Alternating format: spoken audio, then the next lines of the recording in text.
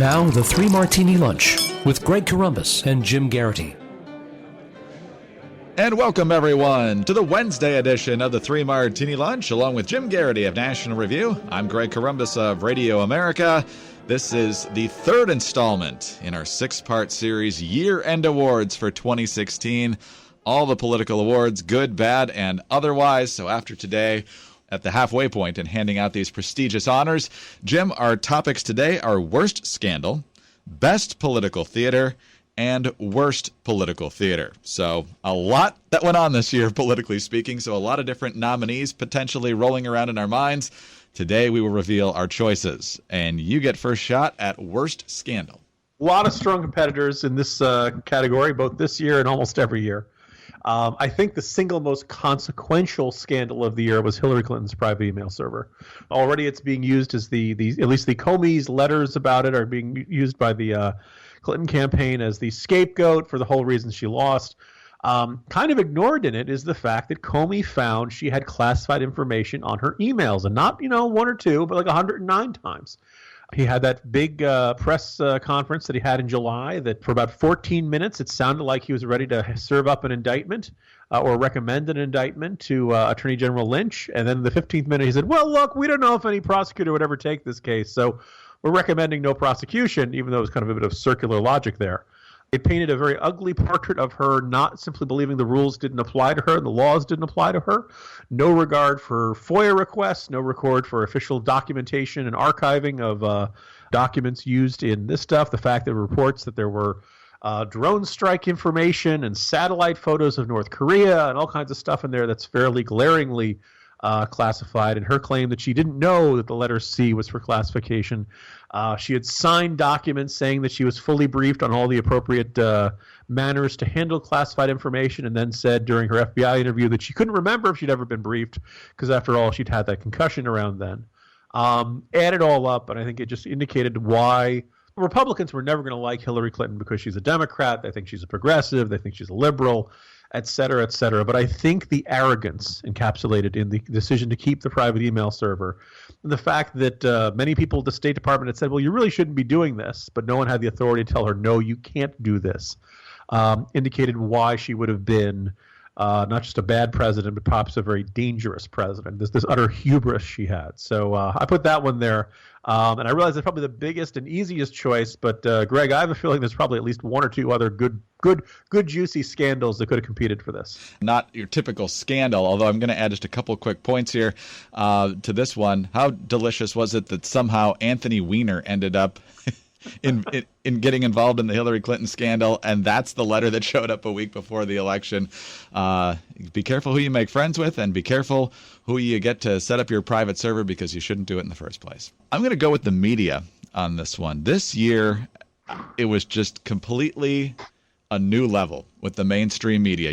Going into an election season that they're going to love the Democrats, particularly the Democratic nominee, and they're going to find every possible way to spin every story negatively with the Republican nominee. I mean, we've already talked in recent weeks about how Mitt Romney somehow, in 2012, he was a cancer-causing corporate titan who abused dogs, and everything he did, binders of women, when he was talking about how many women he insisted people review to take positions when he was governor of Massachusetts. Somehow that turned into him being a misogynist because he left out one word in a debate answer. Now he's the paragon of virtue because he wasn't running this time and because he hated Donald Trump. There's a lot about Donald Trump not to like. There certainly was in this campaign. There was a lot he did that deserved negative coverage. But this was the year the media threw off all pretenses. This is the year that they went all in very publicly for Hillary Clinton against Donald Trump. I don't know if it would have been different if there had been a different Republican nominee. Maybe they would have pretended to be a little bit more objective. But this was the year that objectivity just absolutely took a holiday. And the way that the post-election season has gone, it appears that they have no intention of going back to the way it was. There are still some honest reporters out there who do good work, but particularly in the world of cable news and maybe even some broadcast news, it's just one piece of propaganda after the other. And when the free press gets that slanted and that proudly slanted, it's never a good thing. And I think the way they abdicated their responsibility this year was far worse than previous cycles and needs to be called out. I think that's a really good way of putting that, Greg. Yeah, we've had biased media for a very long time. And obviously this sort of thing is in the eye of the beholder. We can argue how consequential it is. And then I think a lot of people like myself would argue that the media went from being biased to partisan, right? Mm-hmm. It wasn't just an ideology. It was now we will excuse behavior if it comes from a person with a D after their name. We will make a huge deal out of it if it comes to somebody with an R after the name. Every Republican scandal makes a broader statement about the terrible values of the party. Every Democratic scandal is a one-off, no broader lesson, just bad luck. It just kind of happens, and probably, at least one martini a day for you and I, and our podcast comes from the way the media behaves. I think we really reached a point of crisis this year, and part of it was that the media behaved so badly throughout the year. They really believed they were doing the country a favor, that they had an obligation to do everything they could to derail Trump because the electorate couldn't be trusted by themselves to make the right choice. And in a very strange way, it's this perfect O. Henry inversion of it. I think the relentless media attacks made Trump immune to the attacks, which made, I think, a big reason of why he ended up being president of the United States. So there you go. If you just play it down the middle, trust the public, they'll make the right choice more often than not. Yeah. Who had the most fake news this year? Good question. All right, Jim, who do you got for best political theater? Fun category. A lot of different options, but I'm going to go. I'm not going to surprise you, Greg.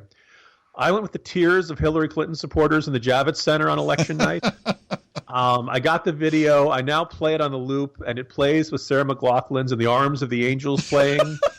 It's a song that usually plays in those terribly depressing ASPCA commercials. Yes. And it just it warms my heart, Greg. It just makes me happy when everything else seems sad and gloomy and down. And I just watch that and I just giggle. I just giggle over and over again. So the fact that we kind of tying into our previous Martini, look, this was such a shock to the left. This was so stunning to them. They were utterly speechless. They were so certain this was not going to happen. And look, I was among many other folks who thought Trump was going to lose. But just watching their sputtering incoherence, it was as if gravity was turned off. Right? It was that inconceivable. Looking up and seeing 4 moons in the sky instead of one. That was kind of the level of shock they had. And I think a good way of putting it, continuing the kind of the sci-fi theme, is that you look at the way the Democrats are acting since the election. They really feel like somebody came back and changed history. That somebody time traveled and altered things, and something that wasn't supposed to happen has happened. That history had a course. The arc of history bends towards justice, as Barack Obama keeps telling us. So I think they're just apoplectic, befuddled reaction is, for me, the most entertaining bit of political theater I've seen in many years. I have to agree with that. I was trying to think of other ones I could use. There was one point from the second debate where I thought that Donald Trump kind of crystallized why people like him because of his blunt spokenness. And I'll play it here real quickly, but ultimately I'm going to get back to the point you made. It's just awfully good that someone with the temperament of Donald Trump is not in charge of the law in our country. Because you'd be in jail.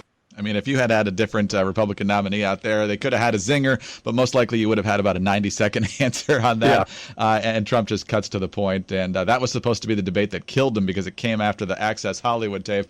And moments like that kept him afloat and kept him punching. And ultimately he ended up winning. But absolutely. Election night, and you've seen these montages put together because everyone was so sure going into election night, and we were pretty confident as well, if you remember our picks, that Hillary Clinton... let's not talk about that. That Hillary Clinton was going to win, although we were not excited about that. The mainstream media and the cable channels, for the most part, of course, were.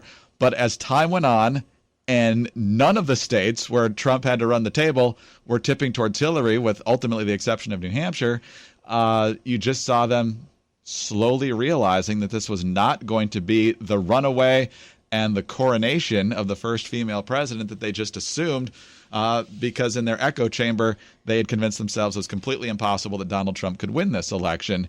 And then especially after Florida and Ohio was called, that one was fairly widespread, so that was pretty early. Then North Carolina. And then once the Rust Belt started to happen, you could just see the shock coming on. I remember Steve Kornacki talking on MSNBC about how there's simply not the votes out there in Pennsylvania and Wisconsin for Hillary Clinton to come back. And I think it was Chris Matthews that's muttering things off camera, not even able to believe that it's possible. Rachel Maddow coming back from commercials saying, "You haven't died and gone to hell. This is real." And there's montages of the Young Turks having the same problems, accepting reality. And I think it's an extrapolation of what we were talking about earlier with the media so smug and so sure that they were on the right side of history, and then watching the American people deliver a completely different version of history, and they just couldn't take it, and they still can't take it. The only reason I would not nominate the selection from the debate that you played there, Greg, yes, is because Trump's announced we're not prosecuting Hillary. That's right. Bygones be bygones. Even talk of at least as of this taping, talk of a pardon. Which is not really what you'd expect from the campaign where "lock her up" was a chant. Bit of a shift there. But I think generally reality. Look, I had said throughout this election, reality always wins, right? You can be in denial for as long as you want, but at some point, reality catches up to you. At some point, like your psychological denial can continue, but it doesn't change the actual facts beyond your mind. And that was, what went on here. So again, I think just the Javits Center videos and the pundits going apoplectic videos indicate what happens when they hit reality at about 55 miles an hour and it feels like a brick wall. Yeah, I'm also reminded of Van Jones. Did you have a tough breakfast the next day, Jim? Remember he said parents were afraid of breakfast and what they were going to tell their kids, and we had all these op-eds from liberal outlets. Oh, yes. How do you talk to your parents and all that? Yes. Oh, man. Good times. Well, then there's also worst political theater. Jim, where do you go with that one?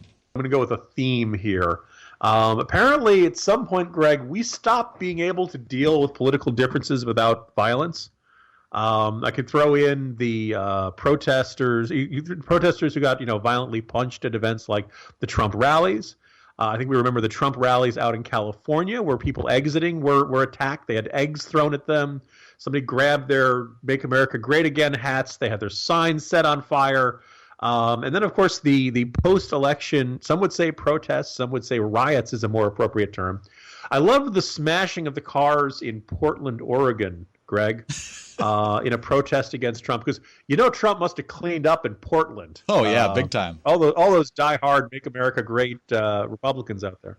Very depressing. And yes, you recognize that it's a fringe. It's not everybody. They don't, the violent Trump supporters at those rallies don't represent all Trump supporters. The violent anti-Trump folks out there throwing eggs and things like that, throwing rocks at police aren't that. But I think that there's this self-righteousness there. There is this point of it's not enough for me to say I like Trump or I don't like Trump or any of the things you're free to protest that represent freedom of speech. It's that, no, I need to assault people. I need to, that there's this eagerness to lash out at people who think differently that is fundamentally un-American, and I think is probably one of the most chilling trends of the past year. Jim, excellent choice. I don't know if this is a boring podcast because all of our choices are fairly similar, or a good podcast because we've basically crystallized a lot of the things that happened this year and we're in agreement on them. I'm basically going in the same direction, but I'm once again going to keep my boot on the throat of the media because you'll remember, of course, at the third debate, Donald Trump said that he would take a look at the results of the election to see if he would accept them. So he's going to keep us in suspense. And Hillary Clinton just said that's horrifying. It'd be undermining democracy. The system has been in place for 240 years, and we've always respected the results, and on and on and on. And the media, of course, that's all they talked about that night. That's all they talked about heading up to the election. And then the second that Donald Trump won, and it became fairly clear that thanks to California, Trump was going to lose the popular vote and Hillary Clinton was going to win it. Well, do we really need this same system? Are we really well served by this thing that they dreamt up back in 1787? And then they gave validation to everything. They gave validation to the violent Trump protests you were talking about. What exactly were they trying to achieve? Nobody knows. But, hey, they're getting out there and they have the right to free speech. they don't have the right to destroy, but why let that get in the way of a good story? Then, of course, the Russia influence here. They've been giving a lot of credence to the idea that this is somehow an illegitimate presidency, if in fact Putin and the Russians were trying to tip the scales in favor of Trump, even though the president himself and Loretta Lynch and everybody else and Jay Johnson saying that there's no evidence whatsoever that they affected the actual vote tallying. And now the threatening of electors that we saw prior to the Electoral College vote on the 19th. If that had happened in the opposite direction, there would have been an apoplectic reaction of people who can't accept results, people who can't understand that this is how the system works. We have a peaceful transition of power. This person won. Get over it. Instead, they poo-pooed the idea of threatening electors. They were practically trying to hunt them down to pressure them to not vote for Trump, even though they were pledged to do so. And so from top to bottom, from January to December, just a horrific performance by the mainstream media. Deep down, I think this is I fear it's a turning point. I hope to be wrong. I hope that we get back to something resembling a quote-unquote normal election cycle, but I don't know if or when we will ever get back to that. I think that we were now past the point where anybody ever sees the other side's victory is legitimate. I think there's going to be an endless series of conspiracy theories and other ways to explain that, what really happened was they did this and that's what caused the result, and it's not a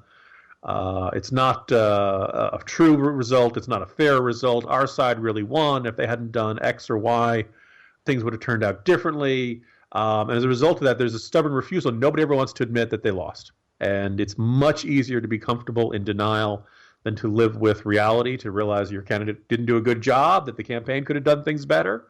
We may look back on I don't want to say the good old days of the 2000 election, but I think that was the first crack of the door opening, and I think that you're just going to see an endless series, no matter how big the margins are. I think that there'll always be a louder and louder group on the losing side to conclude that the election isn't legitimate, and that's not my president is going to be the slogan from here on out for American presidents. No, it's going to be the case. It's going to be that way for at least the next 4 years, based on what we've seen so far in the transition.